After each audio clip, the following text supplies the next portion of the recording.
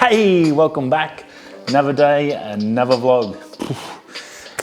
Doing a bit of cleaning around the shed and the my office, shed, same thing. Getting stuff, got a home open tomorrow, so I've got a fair bit on. So I wanted to try and get this done while I could, was just shoved a bit of food in my mouth. Another day. What's happening? If you've ever sold a house or even moved, you know how much of a nightmare. And so as soon as you look at something, you start pulling stuff out, then you know a pile of crap and you gotta get rid of it somehow. I've got that pile behind you, behind the camera, on the ground. We'll get rid of that after I've finished this. But hope you're having a good Thursday. It's been a good day, a little bit warm, but other than that, not too bad. I'm getting a fair bit done. I'm liking what I'm achieving, which is always good. New little item for the desk. Don't know if you've seen that. That is, I don't even know what size it is. It's bloody ridiculously sized. I've kept that since my years of my apprenticeship, 20 odd years ago. Yeah, about 20 years ago. Out of a range in Darwin. We were doing runway and stuff for the Army and Air Force, and they had a big military exercise on with the American Army and Air Force. And where we were working, we found a few of these around. The tanks were running around and these shells were on the ground, which was just insane. It scared the crap out of me, thinking that you could hear the bangs during the day while we were working on the machines. You could still hear this bang, bang, bang going. And then occasionally through the bushes and out, a tank would fly through at 100 mile, 60 mile an hour, whatever they do. So yeah, I just thought, I was going through my box and found that, and I thought, oh, good little story to that. Something different. It's a monster shell. It's I'd hate to see whatever that hits, because I don't think there'd be much left. But yeah, very, very cool, and a little something from my apprenticeship days. Anyway, didn't get a lot last night because I'd got up early the night before. By 9 o'clock last night, I was smoked, crushed hard. So I got all my stuff done, cooked dinner and all the other stuff, family stuff, and I sat down and I did a little bit of editing on some photos, and super stoked with what I got so far. So the night was really worthwhile. I've got a ton of photos to get through to sort of suss out, but yeah, so far it looks pretty good, so pretty happy with that. I'd just like to do that, go in and just quickly have a look and just see what I've got, see if there's anything there. Then I can put that all in a folder and put that in the list of jobs to do, which I've got a heap of, as you well know. But yeah, so going well, and going to try and do some editing tonight. That's the plan, get that video, try and smash it out as quickly as possible. Hopefully it should only take me 1 or 2 nights and I should have it done, so see how we go. Rightio. Some news today, bits and pieces. We'll go into some tech stuff first. We'll get that done and we'll go into the news at the back end. We've got some stuff to talk about Canon. I'll keep that for the back because that's fairly important. And then some stuff on the elections as well. So a little bit there, very cool. Right, e-bikes. I don't know if you know much about them. I've got a video which has been one of my most popular videos about scooters, electric scooters, and how they're banned in Australia. Anything decent, worth buying. You can get them, I think it's up to 100 watts. You can buy and use and faff around if you want to just faff around. I don't really see the point. But if you want something that's actually useful, say a boosted board, well, they're illegal because they're well over 100 watts and they do well over 20 k's an hour, or I think it's 10 k's an hour in most states. Depending on which state, you can go check the video out, my boosted video. It's nothing's still been done about it. It's very hard. I've sort of thought about getting into it and trying to do a petition, but I don't think it's really going to work anyway. The government having to look at the rules on electric bikes, pretty much similar. They're totally banned basically.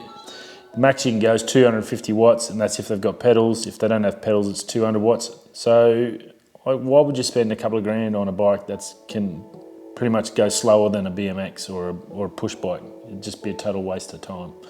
The Australian government's pretty, what do you call it? Pretty much a bunch of numpties. The regulation's just terrible. There's no reason to knock this stuff back. You got dudes with $20,000 races who have total rights of the road riding on the road and cars have to give way to people on a push bike, but I can't ride my scooter or electric bike on the footpath where it's out of the way and safe, and because it's too fast. Now, the one I'm looking at, and I looked at, and I thought it looked like a decent one. Most of them look pretty ugly. 99% of the electric bikes I've seen, you wouldn't ride it unless they paid you, and they'd want to pay you a fair bit. I'm a BMX guy. That's all I've ever ridden. I don't like races. I think they're ugly, and I don't agree with gears, and I definitely don't agree with suspension. It's cheating as far as I'm concerned. It's Astros, it's Houston Astros sort of stuff.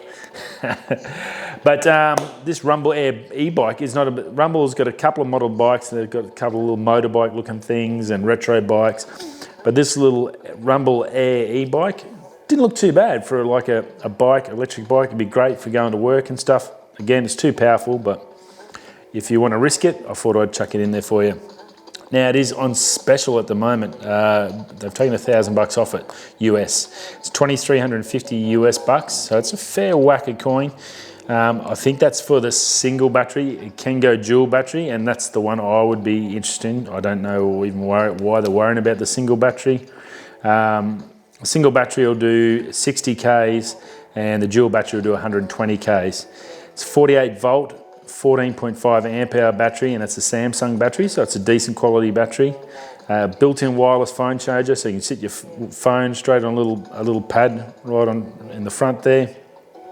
7 gears, so it's like I guess for the racer bikes and all that. So I don't really understand that part, why they got gearing on it. It's electric. Should be just one speed, I would have thought. You wouldn't need gears. 30 kilos in weight, so a fair bit of weight actually, 30 kilos. Compared to like a normal bike. It's pretty heavy. 20-inch rims, 3-inch tyre. Does have Tektro brakes, which I've got Tektros on my Flowable Fly, so that's a good quality brand. Fully aluminium frame, yes, but that's where it is. Like, it'll do 60 Ks an hour on the single. It'll do 30 miles an hour, which is roughly about 50 Ks an hour, which is perfect. That's the speed you want.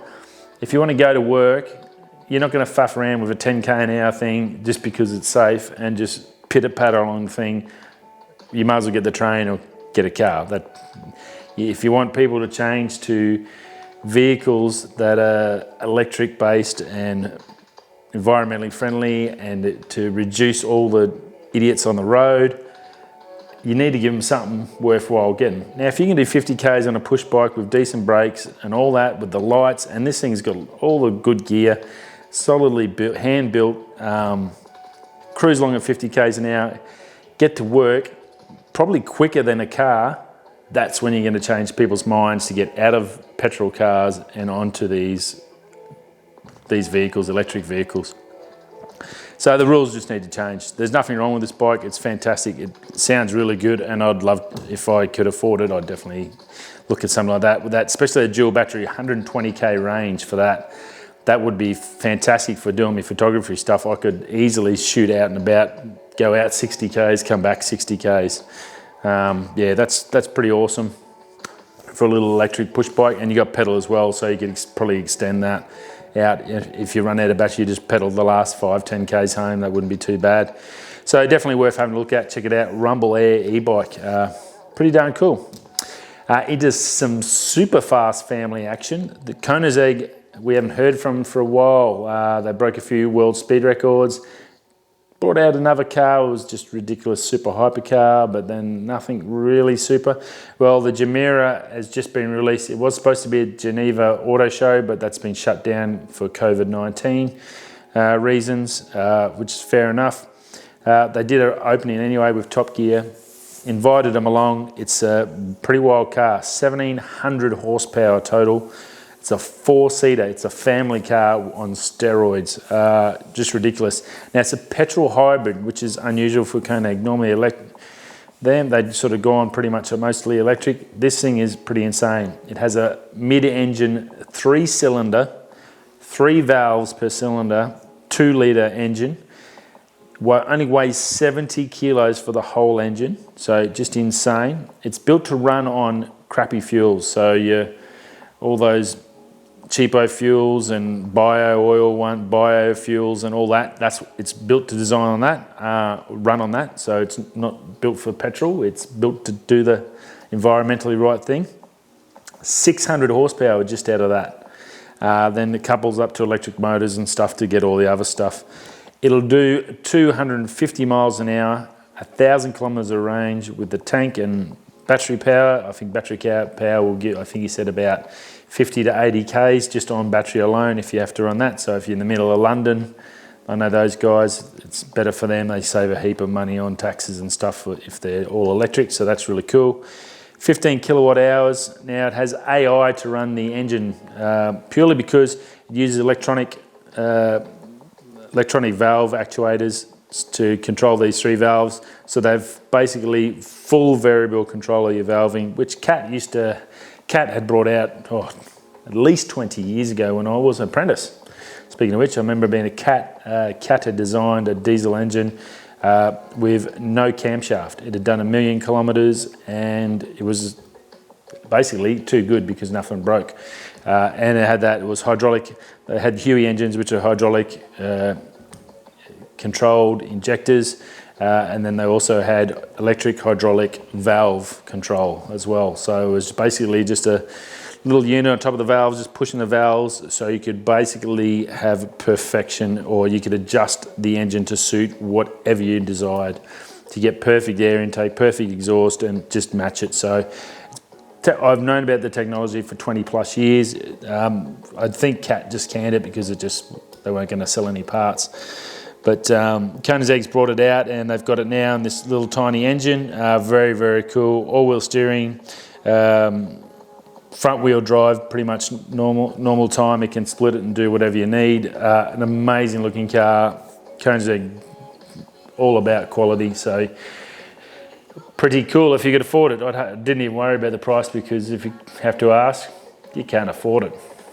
Now, rightio, let's look into the next one. Joe Biden, holy crap. He has bounced back hard. Super Tuesday, big. They have like 14 states do their Democratic votes and stuff like that. Out of 14, Joe Biden won 10 states, including states he'd never been to, doesn't have offices in, didn't even try, and he still won. So it puts him straight to the top of the list as favourite. Bloomberg dropped out. I think he even beat Elizabeth Warren's state. That was the lady I was trying to remember the other night. Her own state, she lost that to Biden, and he had never even been there, so that's insane. And Bernie Sanders won the other four, so pretty close. I think it's definitely they're going to be the two. I can pretty much 90% say they're going to be the two they're going to pick from. I guess at the moment Biden seems to have the momentum and he might be the one that goes. For some reason, the American people seem to think that who he is what they need to beat Trump. So it'll be very interesting actually, but I think definitely between those two, as I said to you yesterday, I think Bernie's probably a better choice because he's a polar opposite of Trump. But maybe people like that arrogant, hard sort of thing. I'm not sure. Very strange. And last but not least, we did talk about it. I wanted to say, left it till last. Canon, obviously with COVID-19, there's a few things going on. Now it's hitting the photography world. Canon's closed 5 factories in Japan because of the COVID-19 virus. No one's got the virus or contracted it or got the flu or whatever, anything like that. They're just doing it as a preventative measure. They're doing it for 2 weeks just to close stuff down. That affects DSLRs, lenses, and a few other things. So there's definitely going to be some delay. So things like the Mark III, 1DX Mark III, that's going to be hard to get product. So I'd say you'll have to probably pre-order and wait for it to come in. The EOS 5, I'd say the ES5 or whatever, that's going to be now pushed back. I'd say that'll be affected as well. And also they said on that as well that the choice of the 2 card slots is going to be an SD and a CFS Express, which is, I don't know why. It's the latest, it's mirrorless, it's new technologies, it's the top of the wazzer. Why would you worry about epoxy SD card? CFS Express is they're currently the best thing you can get. Put them both as that, and then the more people buy them, the cost of them will drop down, the technology will get better and faster. Why would you keep going back to old technology? It's like companies and websites still using JPEG. We're just using old stuff. We need to, I guess, we just got to learn to adapt, I guess. And I think as much as they're expensive now, those CFX card slots, if you're paying $6-7 grand for a camera, which is going to be, what's a couple of $100 for an SD card? That's the most important part of the camera. That stores all your data. I just don't understand why people whinge about a CF. And the show I went to, talk about the 1DX. All they wanted to know was the price of the cards. Oh my God, these CF Express cards are $800. You're paying $10,000 for the body of a camera. That's probably another $20,000 worth of glass sitting at home, and you're worried about epoxy memory card for $800. I don't understand that, but anyway. So yeah, I'm not a big fan of that, having the SD even anywhere near it. I think it should just go straight to CFX Express. That should lead by example, and then new models after that would come. The new M50, supposedly September, I'd say that's now going to be pushed back maybe Christmas or early next year. I expect that to have a CFS Express card slot. I think all of the new cameras should be going that way. We shouldn't be sticking with this old technology. SD cards, they're fantastic, but they're super mega slow. I do 5 gig, I've got to sit there for like 2-3 minutes, 5 minutes on my laptop, just waiting for it to download so I can transfer it and move it. Yeah. Anyway, that's that. So yeah, and also with Canon, there's a rumour out that one of the new lenses, a 13 to 21 mil 2.8L lens. So top of the range, 13 to 21, strange measurement, 13 to 21, a little bit, they've got a 15 to I think 24 or something like that, so it's a bit of a weird one. I'm sure they've got a reasoning behind it and what it's aimed at. 13, you'd think you'd go to a 10. I think Jared Poland that's who I sort of watched it off. He was even a little bit befuzzled at why that 13 to 21, it's a very unfamiliar range. And yeah, I would have thought a 10 to maybe 18 or something like that. If you go on an 8 mil range, a 10 to 18 would be really good. 10 mil, super, super wide. Maybe 13's just enough above it being a fisheye. And then just give you that 8 mil range. But why wouldn't you go with your 13 to 23 and give it 10 mil range? I'm not sure. I'm sure we'll hear more as that gets released, but yeah, that one's out. And it's an L lens, so that 2.8 all the way through would be a fantastic, super wide lens. Holy crap. I'm sure it'll be amazing on one of these new cameras, which will all be delayed. Yeah, fingers crossed. See what happens. Rightio, that's it for another day for me. I've got to get back to work.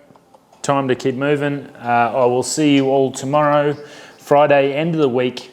One more shift, one more day. Hope you've had a good Thursday and you got all your work done and dusted and you're ready to go and just do a half a day and knock off early tomorrow. I will see you all then. Have a great afternoon. Have a great evening. Enjoy your dinner. Enjoy your family time. We'll see you all soon. Whether you're that way, or down the gurgler like the Geneva Auto Show. We'll see you soon. Peace.